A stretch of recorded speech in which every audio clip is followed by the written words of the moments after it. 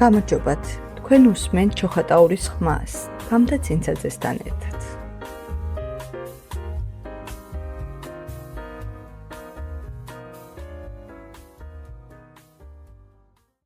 მოგესალმებით, ეს ჩოხატაურის სათემო რადიოა და მე გამდა ცინცაძე ვარ. ზოგჯერ ყველაზე დიდი ცვლილება მაშინ იწყება, როცა თითქოს ყველაფერი ჩერდება. დეკრეტული პერიოდი ბევრისთვის პაუზაა კარიერაში, მაგრამ ზოგი ქალი ამ დროს ახალ გზას პოულობს. დღეს ჩვენი სტუმარია ქალი, რომელმაც 10 წლის წინ ბავშვის გაჩენის შემდეგ სამსახურს თავი დაანება. სახლში ყოფნის პერიოდში მან ქსოვა დაიწყო, თავიდან ჩანთების შემდეგ ჟაკეტები, უბრალოდ იმისთვის, რომ ოჯახს დამატებითი შემოსავალი ჰქონოდა. დღეს კი ეს მისი მთავარი საქმიანობაა. შეკვეთები არაკლია და საკუთარი ხელით შექმნილი ნივთები ბევრ ქალს ათბობს პირდაპირ და გადატანითი მნიშვნელობით. დღეს ვისაუბრებთ იმაზე, როგორ იქცა ჰობი პროფესია და როგორ შეიძლება საკუთარი თავის ხელახლა აღმოჩენა. ჩვენი გადაცემის სტუმარი არის ნინა მალუმაშვილი. მოგესალმებით, ნინა. მოგესალმებით, თამთა. მადლობა, რომ მომიწვიეთ გადაცემაში. ხო, გვესაუბროთ თქვენს დასაწყისზე. დავიწყოთ იმ პერიოდით, როგორი იყო შენი ცხოვრება ბავშვის გაჩენამდე და რა შეიცვალა ამის შემდეგ. ბავშვის გაჩენამდე ჩვეულებრივ მუშაობდი, მქონდა სტაბილური სამსახური და დღის რეჟიმი. ყველაფერი წინასწარ მქონდა დაგეგმილი, მაგრამ როცა დედა გავხდი, ცხოვრება რადიკალურად შეიცვალა. გაიზარდა პასუხისმგებლობა, დრო თითქოს გაქრა და საკუთარი თავი ცოტა უკანა პლანზე გადავწიე. თავიდან რთული იყო, რა თქმა უნდა, ამ ცვლილებასთან შეგუება, მაგრამ თანდათან მივხვდი, რომ ეს პერიოდი შეიძლებოდა ახალი შესაძლებლობისთვის გამომეყენებინა. ძალიან სასიამოვნოა. დეკრეტული პერიოდი ბევრისთვის ემოციურად რთულია. შენთვის რა იყო ყველაზე დიდი გამოწვევა ამ პერიოდში? ყველაზე რთული ალბათ ის შეგრძნება იყო, რომ პროფესიულად გაჩერებული ვიყავი. მთელი დრო სახლში ყოფნა, ბავშვს ეძღვნება და ყოველდღიური რუტინა დამღლელი ხდებოდა. ამასთან ერთად იყო ფინანსური მხარეც, რა თქმა უნდა, ერთი შემოსავალი ოჯახისთვის არ იყო საკმარისი და რაღაც გამეკეთებინა, რაც საკუთარ თავსაც დამაბრუნებინებდა და ოჯახსაც დაეხმარებოდა. როგორ გაჩნდა ქსოვის იდეა? მანამდეც ჰქონდათ ეს უნარი თუ შემდეგ შეისწავლეთ? ქსოვა ბავშვობიდან ვიცოდი, ბებიას და დედას უყურებდი ხოლმე ხშირად. დიდი ხანი ეს უბრალოდ მოგონებად დარჩა. ერთ დღეს სახლში ყოფნისას ძაფიდან ემსი ავიღე ხელში შემთხვევით და ცადე. პირველად მოგხსოვე ბავშვისთვის, ჩემი შვილისთვის და ნელ-ნელა მივხვდი, რომ ეს საქმე ძალიან მომშვიდება და სიამოვნებას მანიჭებდა. როდის გაჩნდა ფულის შოვნის იდეა? პირველად ჩანთები დავიწყე, მახსოვს მარტივი იყო და შედარებით სწრაფად მზადდებოდა. თავიდან საკუთარ თავსა და მეგობრებს უხსოვდი, ერთმა ახლობელმა მკითხა, გაყიდდი თუ არა და მაშინ პირველად მივიღე ფული ჩემს ნამუშევარში. ეს იყო ძალიან ემოციური მომენტი, მივხვდი, რომ ჩემი ხელით შექმნილი რეალური ღირებულება ჰქონდა ნამდვილად. როგორ მიიღო შენმა ოჯახმა ეს გადაწყვეტილება, სახლში ქსოვა და შემდეგ ამ შენი ნამუშევრების გაყიდვა? თავიდან სკეპტიკურად უყურებდნენ, განსაკუთრებით როგორც დროებით გატაცებას, მაგრამ როცა დაინახეს, რომ შეკვეთები მატულობდა და მე საქმით ბედნიერი ვიყავი, მხარდაჭერაც გაიზარდა, მეუღლის და ოჯახის მხარდაჭერაც ძალიან მნიშვნელოვანი აღმოჩნდა, რადგან მატულამ გზის გავლა რთულია. ნინა, როდის მივხვდი, რომ ეს უკვე აღარ იყო თქვენთვის ჰობი და ეს იყო ნამდვილი საქმე და შემოსავლის მთავარი წყარო? ეს მაშინ მოხდა, როცა შეკვეთები ერთმანეთის მიყოლებით მოდიოდა, ადამიანები ერთმანეთს უზიარებდნენ ჩემგან შეძენილ ნივთებს, სოციალურ ქსელებშიც გამიცნეს, უკვე მიწევდა დროის დაგეგმვა, მასალების წინასწარ ყიდვა და პასუხისმგებლობის აღება. მაშინ მივხვდი, რომ ეს საქმე სერიოზულ ეტაპზე გადავიდა. და სოციალურ ქსელში როგორ უნდა გიპოვოს დღეს შენმა მომხმარებელმა და ახალმა მომხმარებლებმა? სოციალურ ქსელში, Facebook-ზე შეუძლიათ მოძებნონ როგორც ნინას handmade, ქართულად ხელნაკეთი. რატომ გადაწყვიტე ჩანთებიდან ჟაკეტებზე გადასვლა? ჩანთები კარგი დასაწყისი იყო, მაგრამ მინდოდა განვითარება. კლიენტები ხშირად მთხოვდნენ ჟაკეტებს და ეს უფრო რთული და შრომატევადი იყო, მაგრამ დიდი გამოწვევა და გამოცდილება მომცა. თითოეული ჟაკეტი უნიკალურია და სწორედ ეს მაძლევს мотивაციას. რა თქმა უნდა, თქვენი ყველა ნაშრომი იმიტომ არის უნიკალური, რომ ის იქმნება ხელით და ყველა სურვილს არის მორგებული ინდივიდუალურად. როგორ უთავსებდი ოჯახს, ბავშვს და სამუშაოს ერთმანეთს? ძალიან რთული იყო. ძირითადად ვქსოვდი მაშინ, როცა ბავშვი იძინებდა. გვიან ღამით ან დღის ძილის დროს ხშირად გადაღვრილიც ვიყავი, მაგრამ შედეგი მაძლევდა ძალას. ნელ-ნელა ვისწავლე დროის მართვა და პრიორიტეტების სწორად გადანაწილება. ყოფილა მომენტი, როცა გინდოდა ყველაფრის მიტოვება?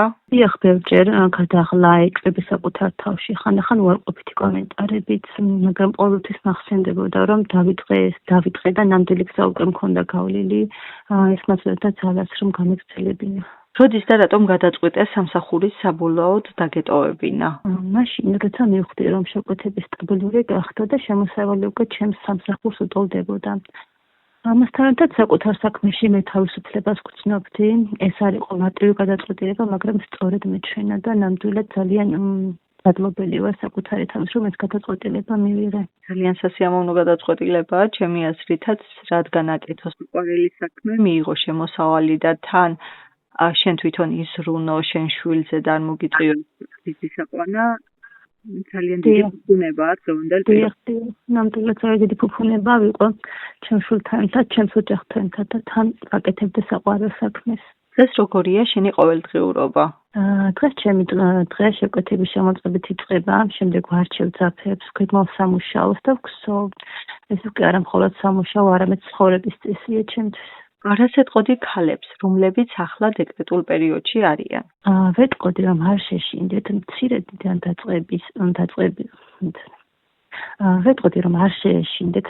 დიდან დაწყების, ყველაფერი დიდი სწორედ პატარა ნაბიჯებით იწყება. მთავარია საკუთარი თავის რწმენა და მოთმინება. ძალიან დიდი მადლობა ნინა, შენი გულწრფელი ინტერვიუსათვის, წარმატებებს გისურვებ და დარწმუნებული ვარ ბევრი ქალისთვის იქნები მაგალითი იმის, თუ როგორ უნდა დაიწყო ადამიანმა საქმე თავიდან და შესაძლებელია რადიკალურად განსხვავებულიც კი, ვიდრე აკეთებდი.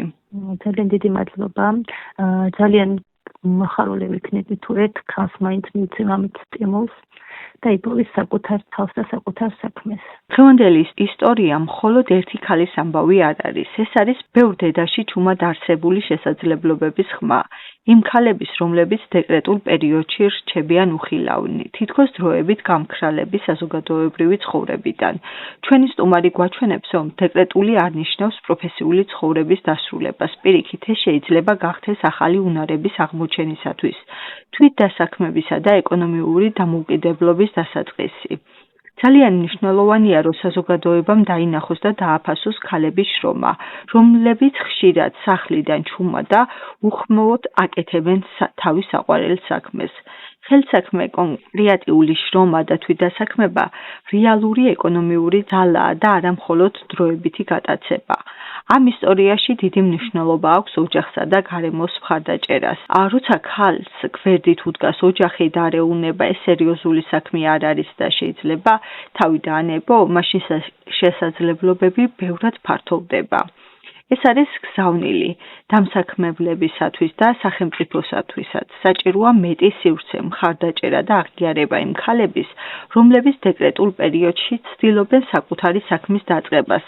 მცირე საქმეებიდან ხშირად დიდი ისტორიები იბადება. და ბოლოს ეს არის გზავნილი ყველა ქალისათვის. საკუთარი დრო, ნიჭი და შრომა ფასეულია. დედობა არ აუქმებს პროფესიული იდენტობას, პირიქით ხშირად აძლიერებს მას. მადლობა ჩვენ სტუმარს ასეთი გულწრფელი და მნიშვნელოვანი ისტორიის გაზიარებისათვის და მადლობა მსმენელს ყურადღებისათვის. ეს ისტორია იყო შესაძლებლობებზე, ძალაზე და არჩევანზე, რომ არ შეწყვიტოს ადამიანმა თვითგანვითარება და ყოველთვის იაროს წინ. კარგად ბრძანდებოდით. კარგად იყავით თამთა, მადლობა და წარმატებები. თქვენს მაყურებელს მადლობა შენ იმისთვის, რომ ესეთი არაჩვეულებრივ ნამუშევრებს ქმნი და ესეთი ფართო ასორტიმენტს გვთავაზობ იმ ადამიანებს, ვისაც გვიყვარს ნაქსოვი სამოსი.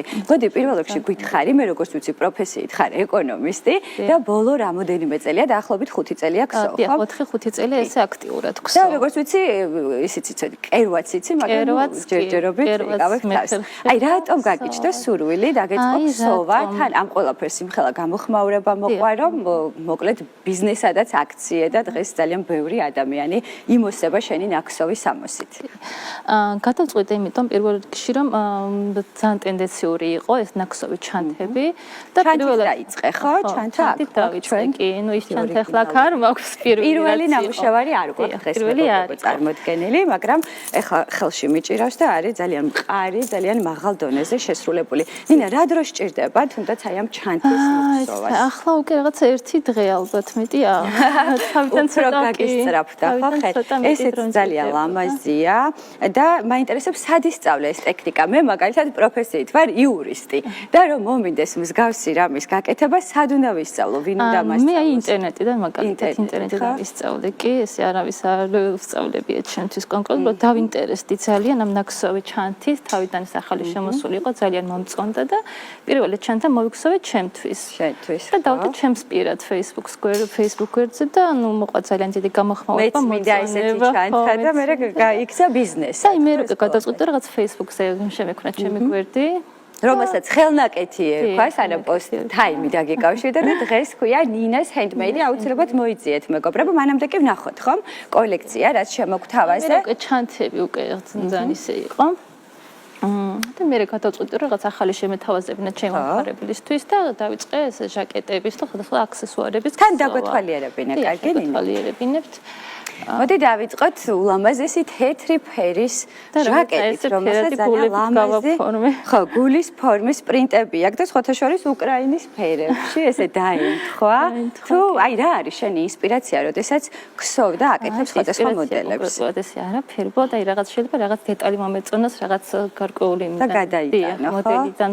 ეს ჯინსის შარვალზე სხვადასხვა კლასიკურზე და სპორტულ სტილზე ძალიან ვფიქრობ რომ მოიგებს თან ახლა ისეთი ამინდია უკვე გარეთ ეს ბოლო პერიოდია განსაკუთრებით ანუ ლაბადასაც კი შესვლის და ეს მინდოდა კიდე მეთქვა პულავერი არის ძალიან ტრენდული როგორც 2021 ასევე 2022 ძალიან ტრენდული ეს მარწყვები და ალუბლები და რაღაც სხვადასხვა ისინი ანუ ტრენდებს ითვალისწინებ ხო ითვალისწინებ კი მაგრამ ვცდილობ ცოტა რაღაც ჩემი დეტალებით შევიტანო ამ ყველაფერში აი შენი დეტალი რა არის მაგალითად აი ეს მაგალითად ეს რომბიკებში მაქვს ჩასული ოი ძალიან ლამაზია ალბათ დამეთანხმებით გადავიდეთ აი ამაზე მე მაგალითად მომწონს აი ესეთი ფერი დიახ ესეც ამოთხოვნადი და ესეთი სადა დიახ დიდი სადა და ანუ სიგრძესაც ითვალისწინებ სიგრძეს ვითვალისწინებ რა თქმა უნდა ეს ყველაფერი არის მომხმარებელთან შეთანხმებული სიგრძეც ეს მინდა კითხო ნახე შენ გუგთავაზობ აი ესეთ მოდელებს ხო ორიგინალურს ძალიან ლამას